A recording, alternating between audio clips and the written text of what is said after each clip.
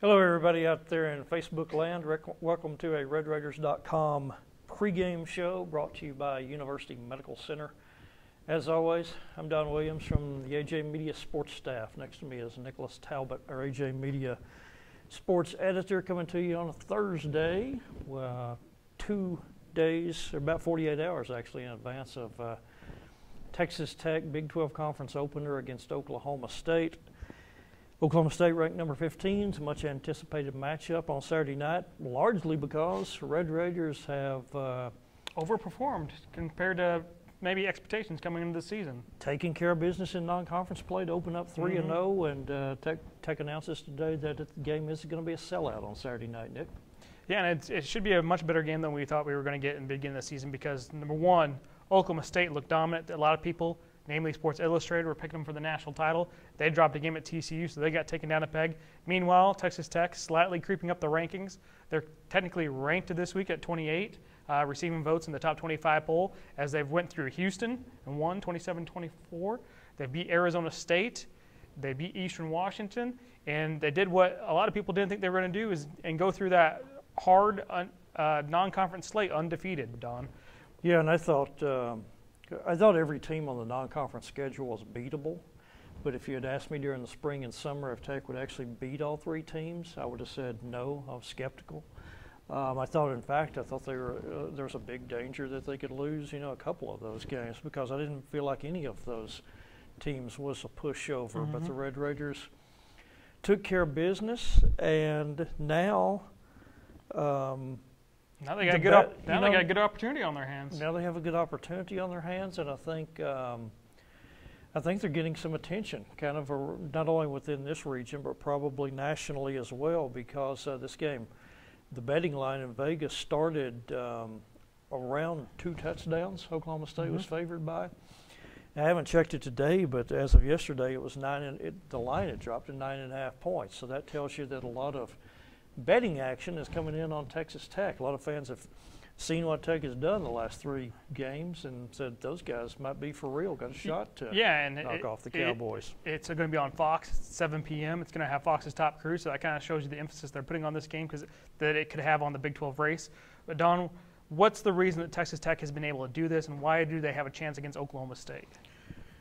2 things to me. One, your transition at quarterback has been as smooth as you could have hoped and probably smoother. I think everybody naturally thought that you lose Patrick Mahomes. He's the 2-time FBS total offense leader. He's the high first-round draft pick, and it's natural to think you're going to have a big drop-off at quarterback. But really, I don't know that there's been much of a drop-off at quarterback. Oh. You kind of lose Patrick Mahomes' dynamic playmaking and athletic ability, but Nick Shimonek is awfully efficient, right? With Nick Shimonek's efficiency, exactly. 12 touchdown passes, 1 interception so far. He's about Patrick Mahomes' size. He has good arm strength. And the thing that's impressed me most about what Nick has done so far is he hasn't made bad decisions to get the team beat. If his receivers are covered, he'll chunk it in the stands and play the next down. He has the 1 interception so far, and that was off Derek Willie's hands. Yep, that was kind of more Derek's mistake than it was Nick's mistake. He's taken. I was going to say he's taken a couple sacks he hadn't been to, but that's kind of starting to being nitpicky because he's been excellent so far. Yeah, so that's one thing for me, and then the other thing I think is you've been so much better in the front 7, and I attribute that to your pairing at defensive tackle with Broderick Washington and Mike Thomas, and your linebackers with Jordan Brooks and Dakota Allen. Jordan being a year older, Dakota Allen being back after the year in exile. Up front, Broderick Washington, a promising young player who has kind of been a team leader behind the scenes. He's stepping up and starting to tap into his potential. And then Mike Thomas has been the guy who I think to me is the biggest surprise on the team, even more so than Shimonek, because watching Mike Thomas last year, he was just kind of a rotation guy. I thought he was nothing special. And I've talked about this before. Last year in June, I guess, when he got here from the junior college, he weighed 345 pounds. And he's been very dedicated in the weight room and with off-season conditioning and slimmed down. And he even said last week that before a workout he was 317. After the workout last week he was 313 pounds. So you're talking to guys shed 30 pounds, and I think it's really opened up some unexpected athleticism and agility and mobility that I didn't know Mike Thomas had. So, long answer to a short question, but my two keys for why this 3-0 start. You've been better than you expected at quarterback with Nick, or more smooth transition with Nick Shimonek, and better and so much better, I think, in the defensive front seven. Yeah, what would you say? Well, and you touched on the defensive tackles and the defensive line. I think the linebackers have been a lot better. Jordan Brooks was really good as a freshman, but it seems like he knows what he's doing more and just making tackles out there. Well, and then of course you have Dakota Allen back. Right, and I was going to say, insert quote of the year here. When we were talking to Jordan Brooks after the Arizona State game, this year's game, where Kalen Ballage had about 50 yards rushing and DeMario Richard had about 50 yards rushing and averaged 3.5 yards per carry. And we asked Jordan Brooks, what was the difference between this year's Arizona State game last year for you guys and last year's Arizona State game last year? And he said, last year we were young and dumb. And this year, not as young, much more attuned to where they need to be. Yeah, it's made a huge difference. I mean, you look at Texas Tech in the last few years, they've been ranked in the 120s in rush defense. And they've just almost been a national laughingstock for rush defense. This year, they're all the way up to 40th in the nation. That's pretty darn respectable. I mean, there's a lot of teams. I mean, there's 128 teams in the FBS. So you're talking about you're back in the top third, and that's what we'd always talked about this Texas Tech team. Man, if they could only get in the top 60 or 70 for defense, they have Patrick Mahomes, they score at will. You're talking 9 and 10 wins, just like during the height of the Leach era. Now they've gotten that defense, so this could be potentially an 8 or 9 win team if it can keep this up through the Big 12 slate. Of course, the biggest test, or one of the 2 or 3 biggest tests this weekend, Oklahoma State. I was going to say, I think you and I will both agree, and you're kind of maybe even more cynical about the defense than I am traditionally. Traditionally. I think we'll both agree that they are better on defense regardless of what happens on Saturday night. Oh, yes. But with that said, Saturday night is an enormous test, and it could, I don't know, all come crashing down is not the right way to phrase it, but this is as good an offensive team, as good of offensive personnel probably as you're going to see all season. I think better than Oklahoma. I would agree with that. I think they have the best receivers outside of Texas Tech in the Big 12, and I think they're probably one of the top 5 or 6 receiving corps in the nation. I would throw Texas Tech into that mix too, but it kind of all starts with James Washington, a guy that's not too, he's kind of from the area as well, but he's torched Texas Tech in the past, and he's torching everyone this year. He's averaging 27.4 yards a catch.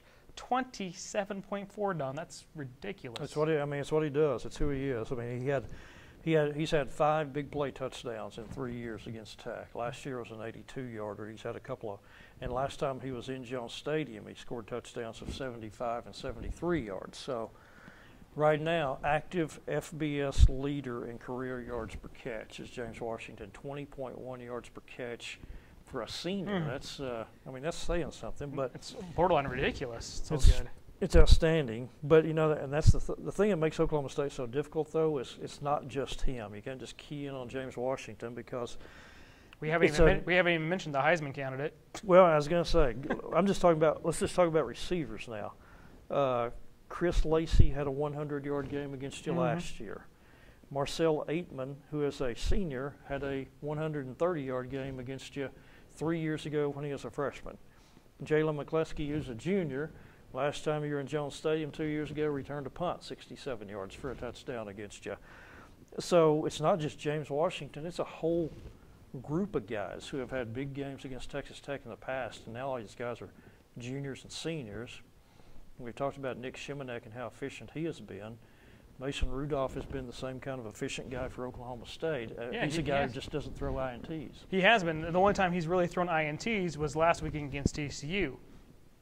Of course, it hasn't really hurt his draft stock. Mel Kiper came out with his top 25 today. Mason Rudolph was sitting there at number 25.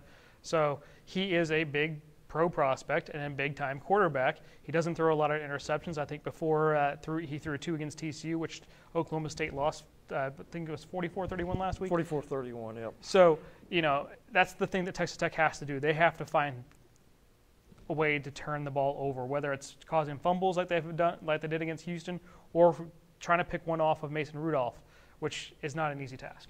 Yeah, And we haven't mentioned, of course, then throw in Justice Hill. Oh, yeah, the running back. The running back, you have a 1,000-yard rusher. He's one of the top running backs in the Big 12. He has his last 14 games, 8 100-yard performances, and he had 126 last year against Tech. Both of these teams have some injury questions for Oklahoma State. It's on the offensive line. They lost their starting right guard, an upperclassman, for the season last week, I believe. And their starting right tackle and Zach Crabtree missed last week's game with a toe injury. So the right side of their offensive line, a question mark. They're going to have a redshirt freshman starting at right guard. Sounds like maybe from kind of what's coming out of Oklahoma, Zach Crabtree, a chance to play on Saturday night, which will be a big thing. Texas Tech, you flip it around. The question is on the defensive side. Jordan Brooks tweaked his knee last week. My sense is I expect to see him play on Saturday night. And this is not inside intel, but I'm just going off of what it looked like last Saturday. I mean, he came back into the game after he hurt the knee initially, and then he looked okay coming off the field after the game. So I think Jordan Brooks will play. I do not expect to see Vontae Dorsey, after he. Oh yeah, because he went down, took a knee to the head, wheeled off on a stretcher. It didn't look good. Luckily, he gave the thumbs up, and then we got good reports after the game that he was going to be fine. But I think it's just precaution. I'm sure he's in concussion protocol of some kind this week, and yeah, I would agree that I don't think we'll see him, and probably in his best interest. I think Jordan Brooks, if he doesn't play, I think that could be huge for Texas Tech in this game because I think they desperately need him. I agree. Yeah, it could be kind of a difference maker, especially with two teams. Don, just going forward, I think this game's going to be very back and forth. I think it's going to be high scoring. The Tech defense has looked a lot better, but I do think this game's going to be a very high scoring game for all the reasons we've kind of touched on. Yeah, an entertaining game for Gus Johnson and Joel Klatt to call. Yes. On Saturday night. I think a fun game for fans, even if you don't have a rooting interest, probably a fun game for fans to watch across the nation. Do we want to do our picks? Shall we do our picks now? Yeah, why not? Let's wrap it up. How about this? Well, how about this? One other angle we haven't touched on, and we're talking about a game that goes back and forth. Biggest question mark on the Texas Tech team right now maybe is kicker. Yeah, that was it. Definitely was an issue last week. Which and it's been an issue. Cliff Kingsbury, when we last visited with him this week, didn't seem like he did not seem like he expects to see Clayton Hatfield back any soon. Yeah, it didn't seem like it at all. So you got to That's not a good thing when you're talking about a field goal kicker who's made 27 out of 30 career. No, and you know what happened last Saturday. Yeah, and they missed a 31 and a 33-yard field goal. The freshman did, Michael Eaton. I believe that's how you say his last name correctly. But he missed a couple field goals. So I would assume we're going to see Michael Barton taking over the kicker duties, Don. And it's kind of a story about don't ever give up or stop trying because it may come back to you at some point. Michael Barton's a guy who has been the kicker before and lost the job. He was the punter he stepped in and averaged 44 yards a punt a couple of years ago when Taylor Samank's hip was giving him problems. And then his average dropped to 38 yards per kick, so they recruited Dominic Panazzolo to replace him. And now it's like, hey, Michael Barton, need you to kick again.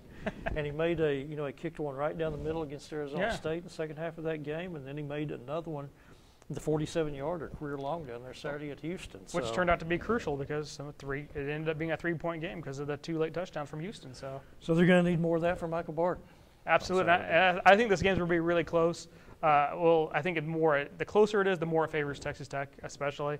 Don, as far as the picks go, I think it's going to be very, very close. I'm going to do Texas Tech Nation a favor here. I've picked against Texas Tech the last 2 weeks, and they've won. So you're welcome because I'm going to pick Oklahoma State in another nail-biter. So if Tech wins, it's all because of me again. I'd like to take that on notice. But I'm going to say Oklahoma State kind of wins this game just because I do think they have too many weapons. I think they're really going to test that defense. And I just see them as having a little bit more talent across the board. Tech does have the home field advantage. But if Jordan Brooks doesn't play, it's going to be an issue. Hopefully for Texas Tech he does. But I think it's just going to be a little bit too much talent for Texas Tech to kind of pull this one out, which has been the case the last 8 years. Oklahoma State, I think, has kind of a mental edge there too. they kind of expect to win this game. I think the only way Texas Tech kind of wins this is if Oklahoma State expects to win it too much, which if TCU had not won last week, I think I might be picking the upset bid here. But I think this is going to be an angry Cowboys team because they were not expecting to lose that game, and now they know what they have to do to try to win the Big 12 title, which is win out. So I'm going to say it's and to have any opportunity to get into the playoff as well. Yeah, so I'm going to say this game's going to be in the 40s, 45-42 Oklahoma State. And I think we see a pretty similar game. I just think Oklahoma State has so many weapons that even an improved Tech defense is going to have its hands full, and you're going to give up some plays. You're probably going to give up some big plays, which this team has been very good about not giving up any big plays at all so far this year. But hard to stop James Washington. I just think it's hard. I agree. I just think it's hard to stop that guy and then all the other skill position personnel they have. So I go 44-38 Oklahoma State also. So yeah, we think it's going to be a very close game. But Don, you want to close this out here and give them some game time information? I believe. Again, 7 o'clock kickoff Saturday night. If you don't have your tickets yet, you'll have to find a scalper, I guess, or otherwise it's on Fox. We'll have full pregame coverage, of course, each day on RedRaiders.com and LubbockOnline.com. Then Saturday night, after the game, columns from each of us, game story, notebook, 3 things we're talking about, and full coverage Sunday leading into next week as well. So appreciate you joining us on this Thursday night out there in Facebook land.